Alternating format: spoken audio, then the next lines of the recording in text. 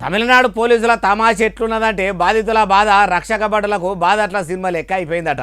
అగో ఇప్పుడు అట్లెందుకు ఉంటదే ఓ దిక్కు రాష్ట్రంలో టీవీకే సర్కారు కొలువు తీరే అందులో సీఎం విజయ్ సారు శాంతి భద్రతలను చక్కగా చూసుకుంటామని చెప్తుంటే పోలీసులు పబ్లిక్ కష్టాలంటే పట్టింపు లేనట్టు ఎందుకుంటారంటారా మీరే చూడురి.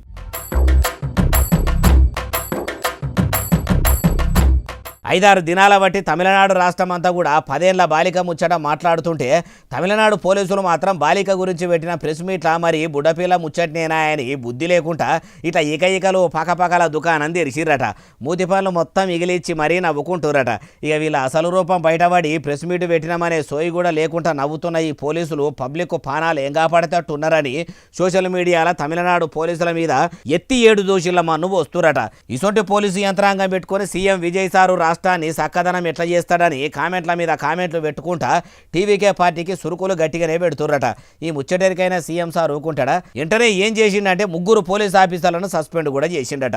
అయ్యా ముఖ్యమంత్రి విజయ్ సారు, ఎన్నికల ముంగట తమిళనాడు ప్రజలకు మొదలు మహిళలు ఆడబిడ్డలు బుడ్డపిల్లలకు భద్రత ఇస్తామని పెంచుతామని మహిళలకు రక్షణ కల్పిస్తాము ఆడబిడ్డలను మంచిగా చూసుకుంటామని రాష్ట్రంలో శాంతి భద్రతలు చక్కదిద్దుతాం అంటేనే మీ టీవీకే పార్టీకి పబ్లిక్ ఓట్లేసిరి. ఇవాళ రాష్ట్రంలో పాలన పగ్గాలు మీ చేతిలో పెట్టిర్రు కాబట్టి అన్ని శాఖల్లో ఇసొంటి ఆఫీసర్లు ఉన్నారట. అసొంటోళ్ళ కథ కూడా చూడుండ్రి అంటుర్రు ఈ ముచ్చటిన్నోళ్ళు.